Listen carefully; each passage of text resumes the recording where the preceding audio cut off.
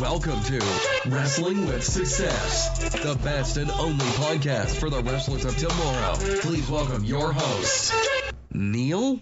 Nile? Nigel? Oh, right. Your host and future champion, Neil McMillan. Yeah.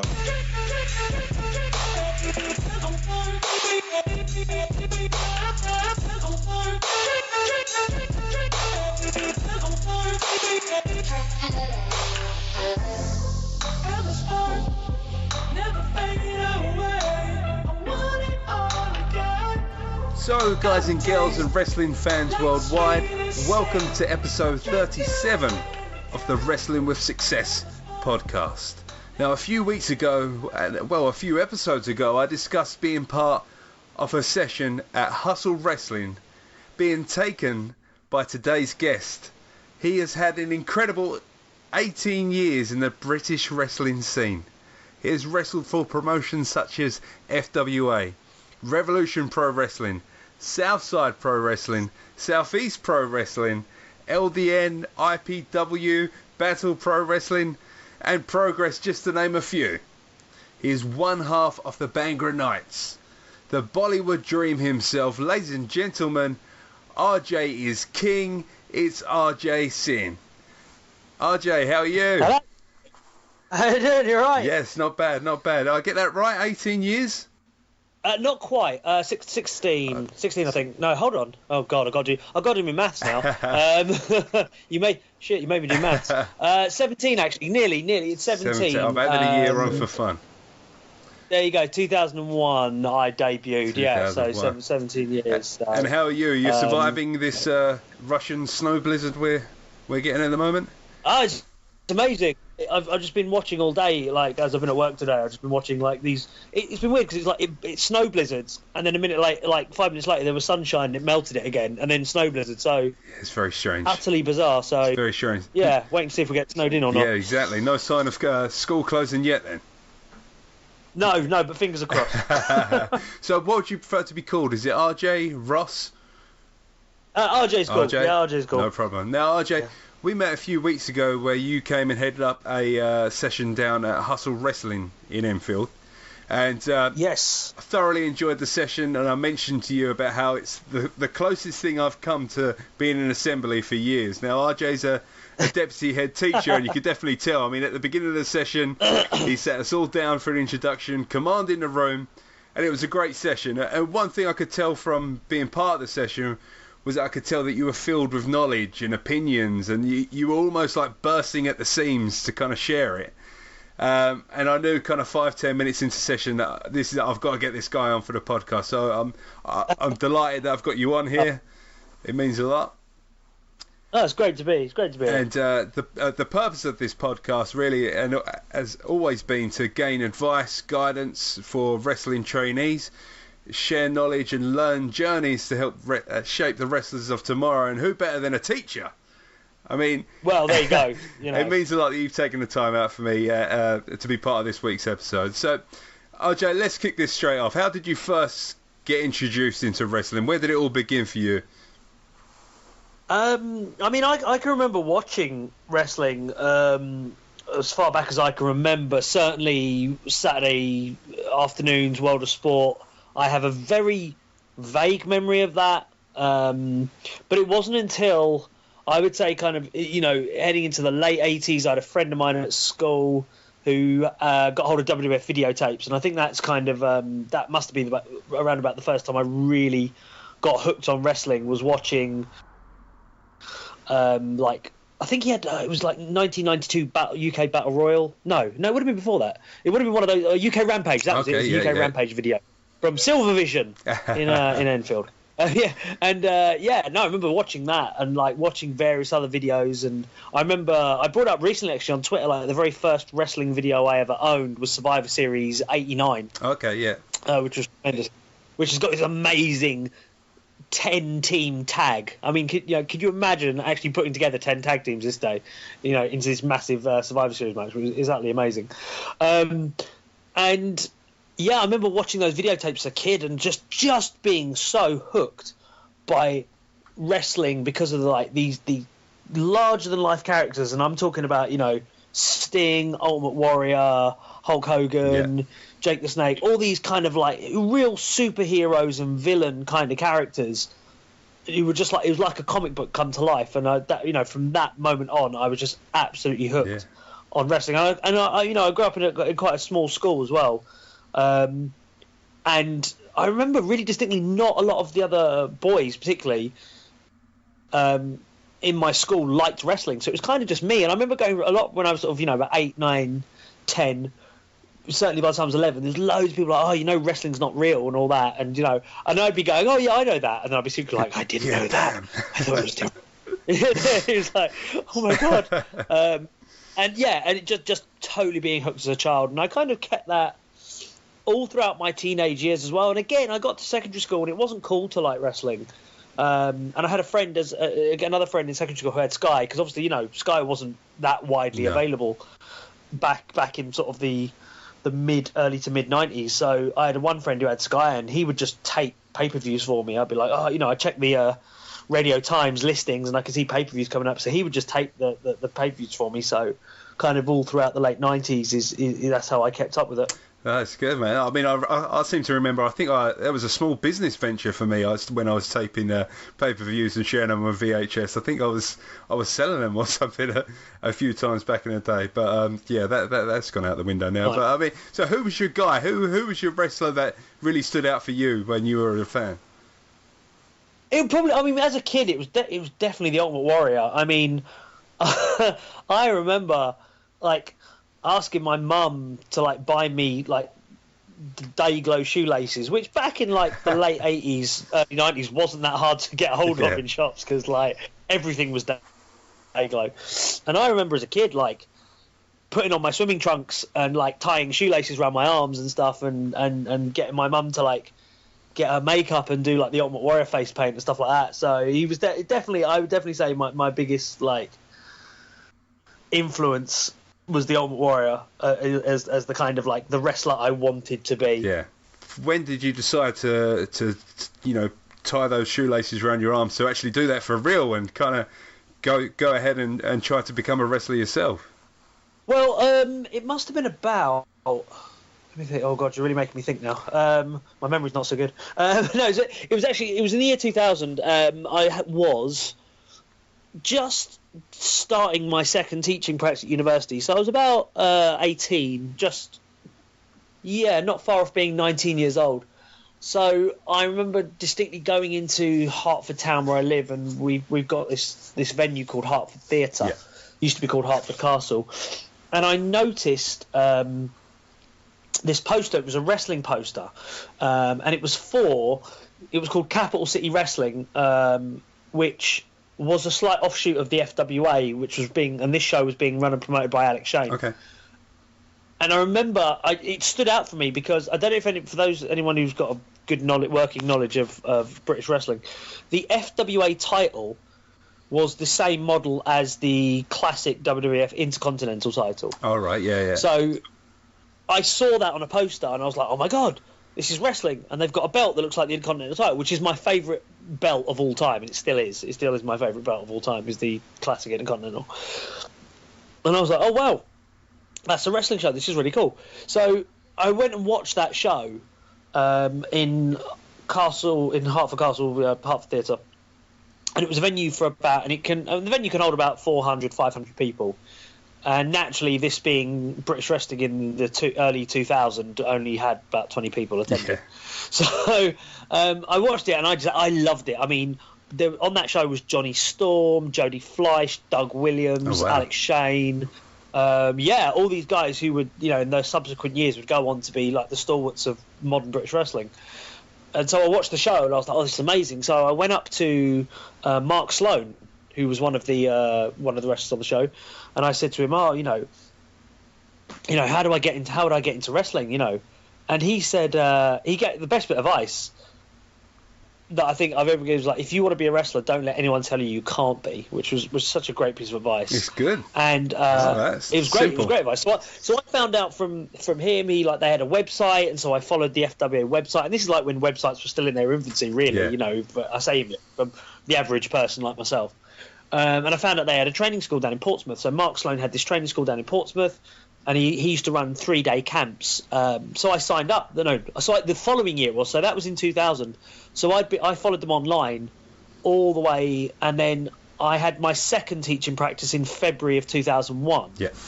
And in the March of 2001, Mark was running a training camp, and it was on the weekend after I'd finished my teaching practice. So I was like, right, that's going to be my treat to getting through my next teaching practice. I'm going to sign myself up for a weekend camp. So in like March, end of March 2001, I went down to Portsmouth for 3 days, and that was my first experience of training in wrestling. Oh, wow. So what kind of things did you struggle with when you first started training? Being able to stand by day 3 was pretty tough. Yeah, 3 days for your first session, a weekend is quite, yeah. Oh, it was, and do you know what? It was grueling. Like, they really put us through our paces. I mean, just like relentless press ups and things like that. And I mean, I was, at that age, I was still a fairly athletic guy, but I'd never been used to pushing myself so relentlessly, And by day 3, I remember I would say like 50% of the class dropped out after day 1. I can imagine. So these guys who had paid up a couple of £100 for this whole weekend just dropped out on day 1 because they were like, this is too hard. But I was so determined. I was like, no, I absolutely am going to see this through. And plus my train ticket was booked till the Sunday, so I was like, well, I'm not going, where am I? So I did that, and I remember by day 3, my arms were so tired I couldn't even cartwheel because like my arms couldn't support my body. They were so tired. So yeah, I'm not surprised. I loved it. I absolutely loved it. And I mean, I don't think I struggled with anything. I just wanted to do more. I was like, I really want to do more. And I had some nice compliments from Mark, and he sort of said, you seem to be quite natural at this. Are you thinking about carrying on? And I said to him, like, I'd love to, but I was living in North London at the time in Southgate. And I didn't have a car, and I said to Mark, I'm really going to struggle to get down to Portsmouth every weekend. And he said, well, actually, you're in a bit of luck because Alex Shane is opening up a school in Finsbury Park. And I was like, amazing. Like I said, I lived in Southgate. I was, a couple of stops away from Finsbury Park, so it was perfect. So I got back to London after that weekend, and literally I rang up Alex the next day because Mark gave me his number. I introduced myself, and I signed up for his classes instead. Oh wow! And how long were you training with Alex for until you finally made your first appearance on the show?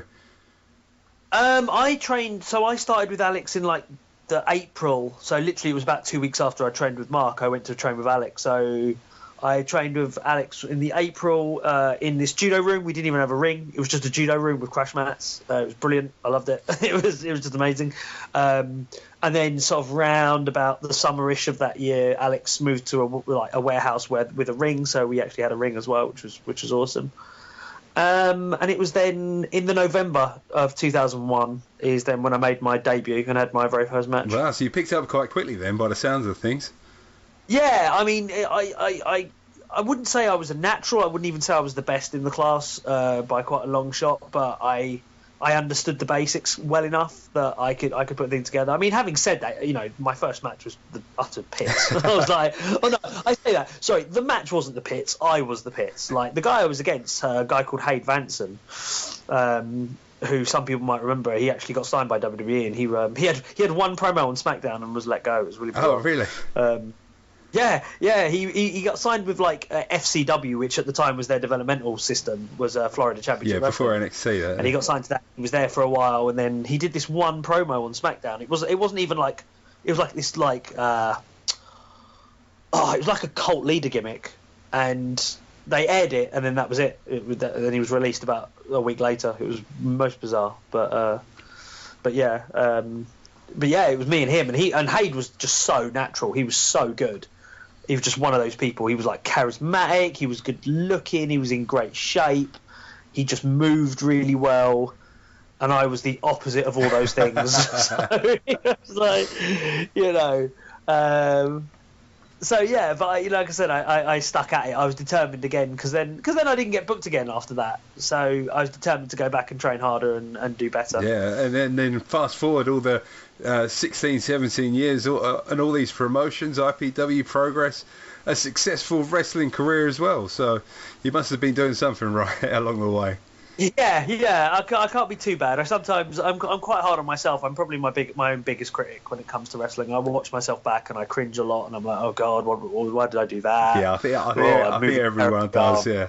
So, what are the main differences, would you say, to wrestling and training back in FWA and kind of back in those times? There wasn't as much wrestling schools as available as there is now. I mean, what would you've been part of the British wrestling before and during the kind of wrestling boom in the past couple of years. What would you say the major differences from training back then to training nowadays? I think, as I said, the biggest thing is the amount of schools available. I can count like 3-4 in London where there was just, there was one. Yeah. Like when I first started, there was Alex's school and that was it. And there was drop kicks out in Purfleet in Essex, but that was it. And now there's an abundance of training schools. Just in London alone, there's 3-4 that I know of. I'm sure there's probably more I don't. But around the country, you can pretty much go to any major town or city in this country, and you'll be able to find a training school, all fairly well equipped as well, with a ring, with access to a ring. As I said, when we started, we didn't have a ring. We just had crash mats in a judo room. So to have that kind of availability, I think is utterly amazing. I think it's opened up to a lot of people as well. Like there's a lot more opportunity to go to schools, and I think the fact that people have choice now as well. So it's not just like one wrestling school, and if you don't go to that one, that's it. You haven't got any other options. You now have options as well, which I think is tremendous. Yeah, and I think with the whole the woman revolution and the cruiserweight, there's lots of people, different shapes, sizes, and gender coming through as well. So it's not just your kind of big guys or your flippy guys.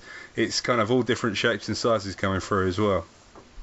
Oh, absolutely, yeah, and I think that's what's really great is that if you look, just looking at like WWF from like in the mid to late 2000s, there was such a typical body type, and now it's kind of all colours, all sizes. Yeah, exactly. So it's brilliant. So one thing I've mentioned previously on my podcast is that my day-to-day job, it has me in a suit and in an office, and I've mentioned before that whenever I go from work to then go to training, it always takes me a few minutes to kind of get into that wrestling mindset, the performer, So how the heck do you keep up with the mental balance of being a deputy head teacher and then being a wrestler at the weekend? I mean, how does that, I couldn't mentally keep up with that.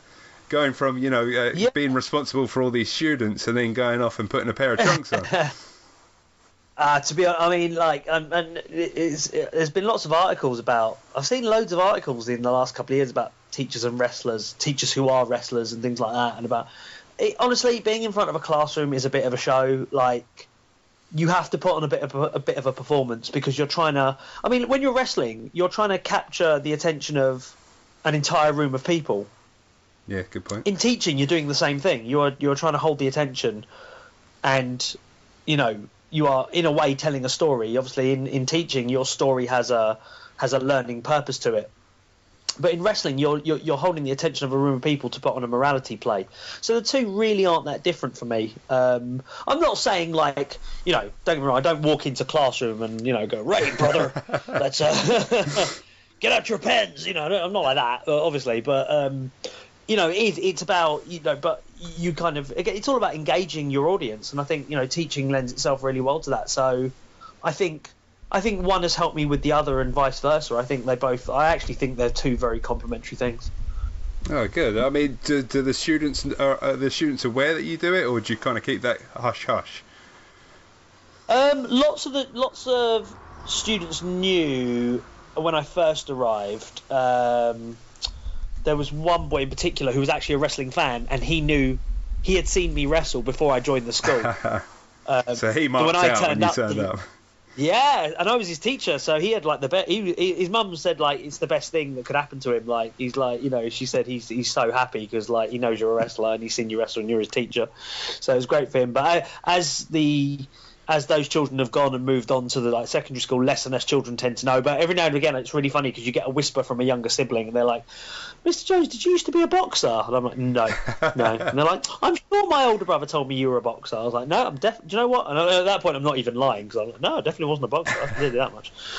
So it's quite funny. It is quite funny. So I mean, in your 16, 17 career, what are your favourite matches that stand out for you? Which are the ones that really stand out for you?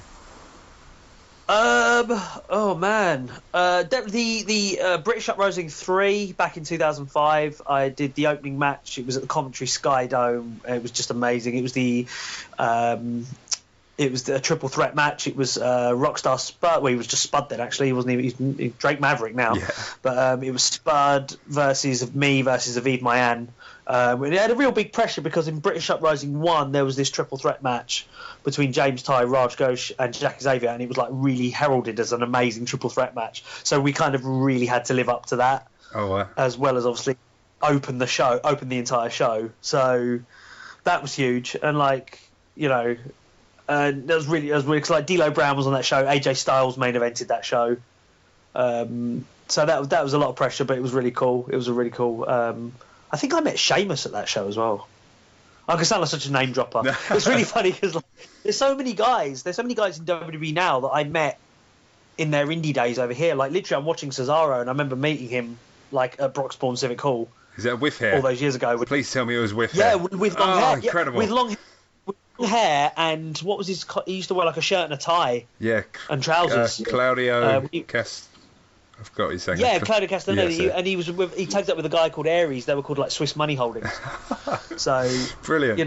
And like Neville, Pac. I wrestled him when he was Pac, and it's really bizarre seeing these guys on WWE TV now. So yeah, that triple threat really stood out. That's one of my favourites. And any of my matches with Styx, because we go back years. Like we met at Alex Strange training school, so any of our matches together were great. Our career versus career match at Progress will always be one of my favourites. And any of my matches with Ligero, me and Liggs always had really good chemistry, so I really enjoyed in my matches with him as well. And I think end of 2014 I wrestled Tatanka, which was cool. Wow. I really loved that. That was an amazing experience. Guy's got hands like a bear. His chops are unbelievable. And then last year, I think tail end of last year, around October time, I did a TLC match in 4FW, nice. Three Kings versus JD Knight and Hunter Brothers, and that was a really awesome. It was the same day as it was the Saturday, and the next night was the WWE TLC match, TLC pay-per-view. So I was really proud of like the TLC match we did.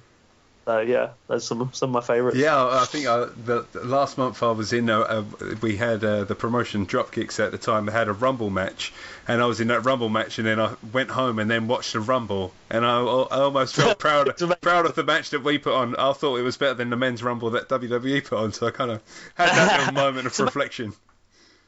Yeah, it's amazing how many Rumble matches happen around January time in on British shows. They're the best things for me because that's at the moment those are the only kind of shows I'm getting booked on. So, and I'm all for that. I'm nowhere near ready for a one-on-one singles match. So I enjoy Rumbles. I can come in, do a few shenanigans, and then leave, and I've done my part. So there's no pressure as well.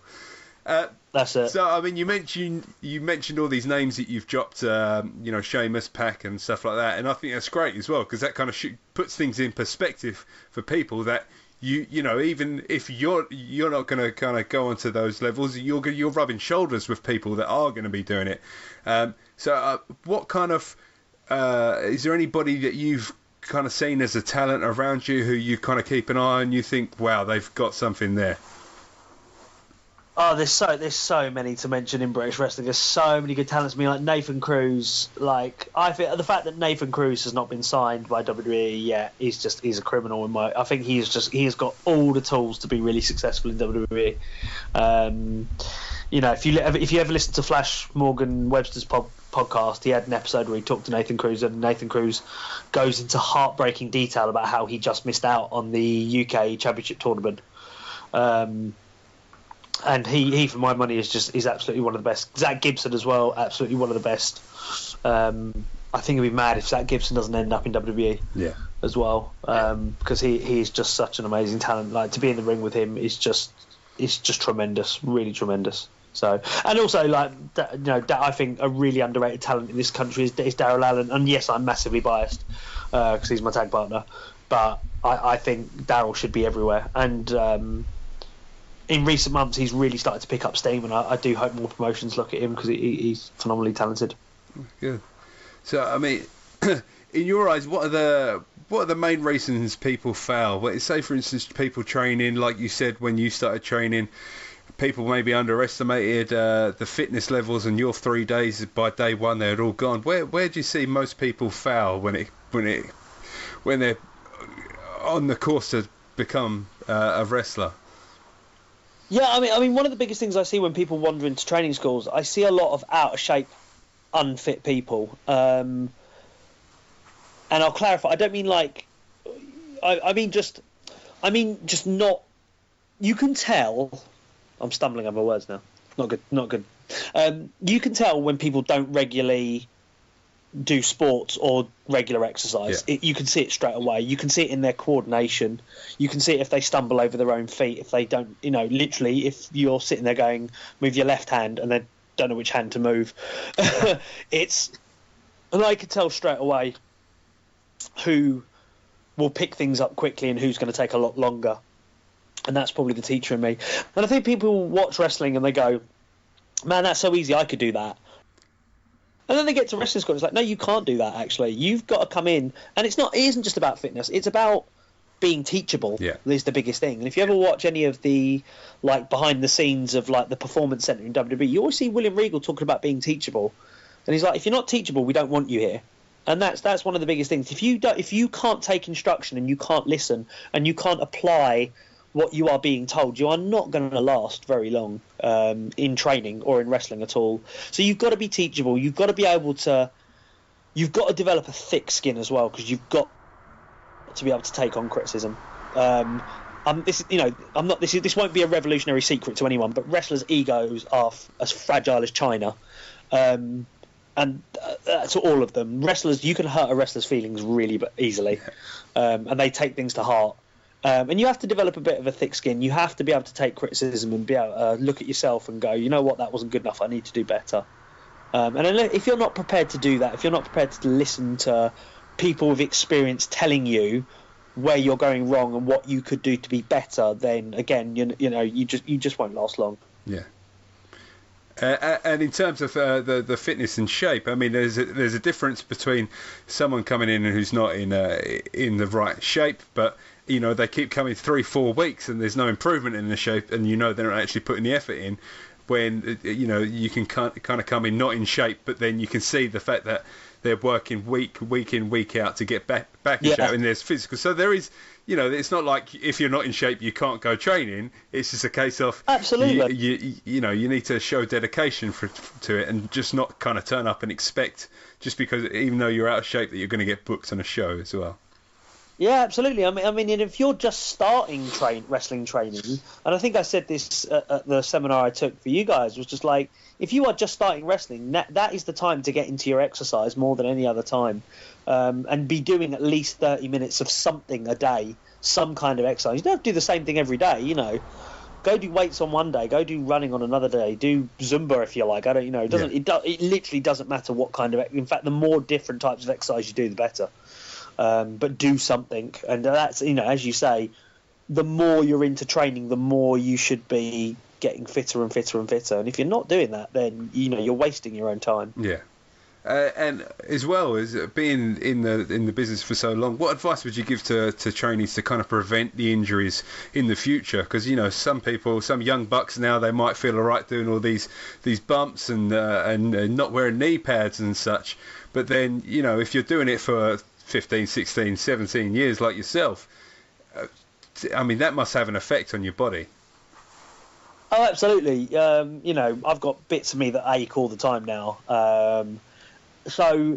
And just people got to be smart. Like, I've always listened to Eddie Dennis, and I remember talking to Eddie, and he was taking a seminar once, and two guys were like practicing a powerbomb. And Eddie was like, "What are you doing? Why are you powerbombing each other in the ring? Like, do it on a crash mat, because your body has only got your body has a finite amount of bumps in it." And if you use them all up at training, what you're going to have left for shows. And I thought that was a really good piece of advice. So, and that goes, that goes in wrestling as well. Don't kill yourself. You've only got one body to make if you're going to be really serious about wrestling, you've got one body to make a career. So you've got to protect yourself. You've got to look after yourself. You've got to be aware of doing stupid stuff, but really look after yourself. Eat well, as I say, regular exercise. Warm up properly before you do shows. Stretch properly. I mean, there's been loads of times and it's not always possible. And I know I've turned up to shows and I've gone, I can't bother to warm up, and I've gone out and I've pulled something, and I'm like, I regret that now, because now I'm going to wake up tomorrow and now that's going to hurt because I was being lazy. I think laziness is probably is going to be the thing that gets you hurt, because it's either you're too lazy to warm up properly, or you're too lazy to bump properly, or you're too lazy to do things properly, and that's when you get injured. Yeah. And when we took a session with yourself the other week, you shared quite a good tip with Dean Allmark's Instagram, which I shared with the listeners as well. The fact that he does a move of the week, isn't that right? Absolutely, yeah. I mean, Dean has got so many years of experience. I mean, he's been in the game a couple of years more than I have, and he's grown up on the All-Star circuit, and he's just a tremendous wrestler. Again, another very underrated talent. And he, if you go on his Instagram, follow Dean Allmark on Instagram, he does a move of the week. Sort of, he records it from his training school.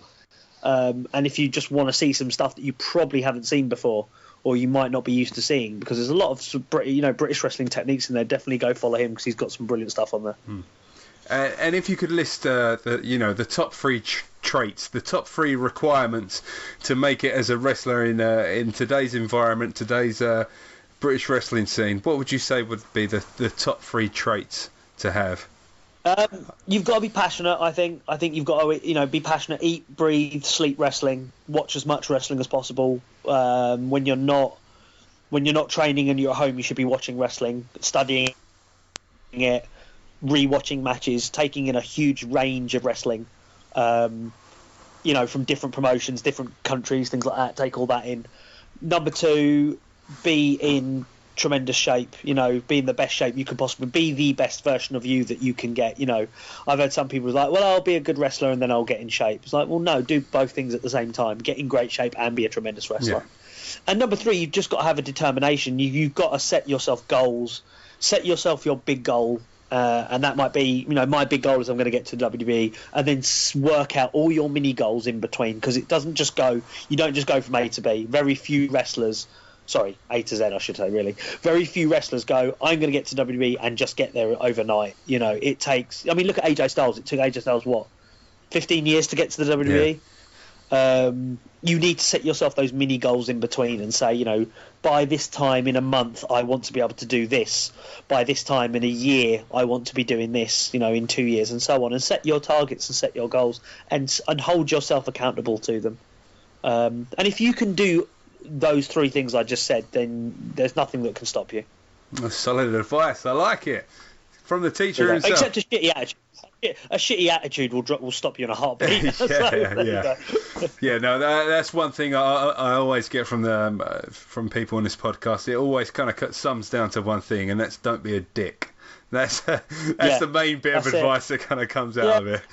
Honestly, just stick at it. There's too many people I've seen though.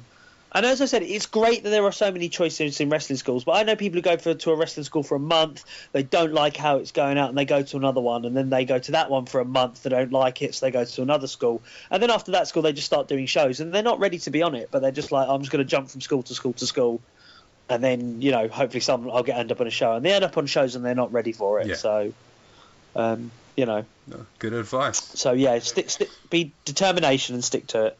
Well, there you go, trainees. There you go. There's some solid advice for you. So, well, there it is. So now, RJ, the Bollywood Dream, now it's time for fan time. Now, these are quick-fire questions to get your answers as a wrestling fan. First and foremost, do you still watch the current product? I did overhear you listening to Elimination Chamber before this podcast got recorded and stuff. Are you still watching it? I am. Yeah, I still love WWE. I'm not really a massive fan of other promotions. Like WWE's like, for me, the very pinnacle. So I still keep up WWE. I do catch, like, every now and again I'll catch New Japan and check out some New Japan stuff as well, and a little bit of Ring of Honor. I've had a lot more interest in those promotions since a lot of British guys have been going over there and working for them as well. So, but yeah, no, I still love wrestling. Although, my big thing at the moment, even though I love the current product, I've had a real thing over the last month of just going back to 1988 and just watching pay-per-views from 1988 and just watching stuff and seeing how things were done back then and seeing how things were different back then as well. Yeah, no, I like kind of picking a random year and going back and watching, because there's always a whole different move set, and that's one thing I always try to understand, is try to think of moves that aren't being done now, or how can I tweak them and change them and get inspired by different moves. I always try to look back when I can at different, even just a couple of years ago, that you'd spot a move that you don't see on the scene nowadays. So that's one thing I'd recommend. Right, quick fire question to get your answers as a wrestling fan then. So, right, quick fire. What is your favourite wrestling finisher of all time? DDT. Jake Roberts DDT. It's still the best. No hesitation there at all. I love it, Ross. I love it. Yeah, no. Go watch Survivor Series 1988 and the DDT that Jake Roberts gives to Rick Rude. It is unbelievable. It is the most legitimate looking DDT ever. So yeah, right, I'm looking that up. Not right now, but I'm making note of it. All right, quick fire. If you could have worked for one promotion back in the day, who would it have been? WWE, WCW, or ECW? WCW, just because I love WCW. It holds a special place in my heart. So yeah, you're a definitely. WCW guy then. I am. I've got a special place for it. Yeah. Okay, right. Who had the best wrestling merch, or who has the best wrestling merch? The best wrestling T-shirt of all time.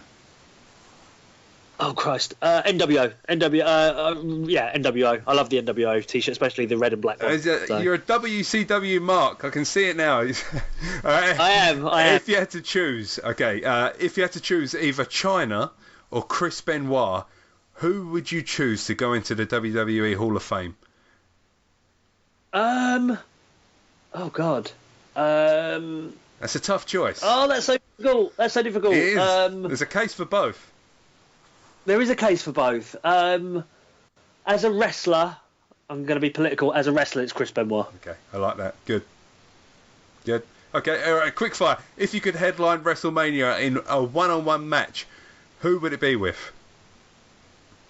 Hulk Hogan. Hulk Hogan. Definitely. Hulk Hogan. Hulk Hogan. Absolutely. I like it. Absolutely. The man was awesome. Yeah, Hulk Hogan. And what is one match that you could recommend to all our listeners to go and watch that you think is Wrestling Match 101?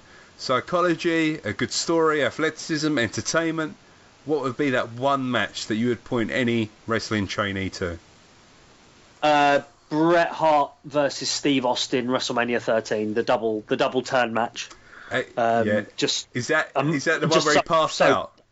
With Stone Cold? He does, yeah. Yeah. The one that ends with Austin covered in blood, passed out to the sharpshooter. Just such a well-told story and such an amazing, just definitely. Yeah, and it's that exact Austin kind of the mannerisms where he pushes himself up, screams.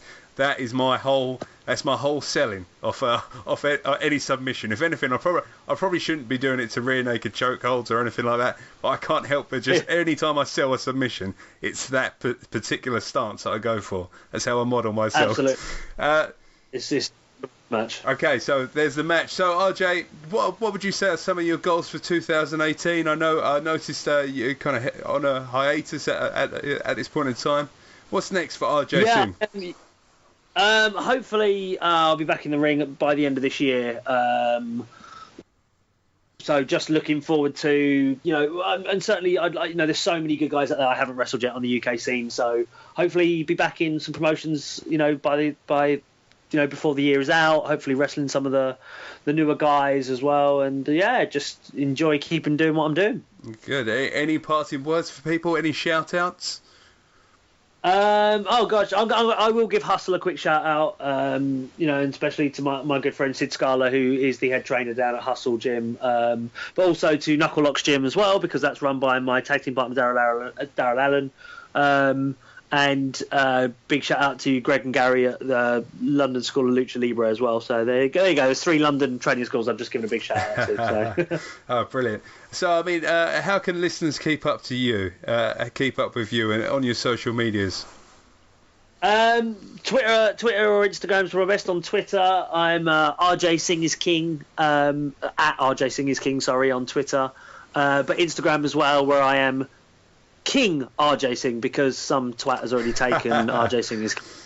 But it's one of those ones where they've taken that name but haven't posted anything. Yeah. So I hope that person steps on Lego, quite personally. So Twitter is at RJ Singh is King, and Instagram is at King RJ Singh. Brilliant. Okay. Well, thank you, RJ. And I will say, if anybody out there, if anybody sees the fact that RJ's holding a training session anywhere, any promotion, whether it's in London or anywhere, up in Scotland or wherever he may be on his travels, I urge you to go to that session, because I thoroughly enjoyed the session, and if anything, I would love to go to even more sessions. So I'll have to keep an eye out for you, and maybe the teaching could go elsewhere, RJ. There we go. Well, thank you, man. It means a lot for someone so far along in your journey to kind of stop, take your time out of your day and share your knowledge with all the listeners and all of us, and on a school night as well. So, so thank you very much, man. It means a lot. So, guys and girls, that is it from me this week. Thank you for following my journey, listening to this episode. And guys and girls, I look forward to wrestling a match with you all soon. I'll speak to you all next week.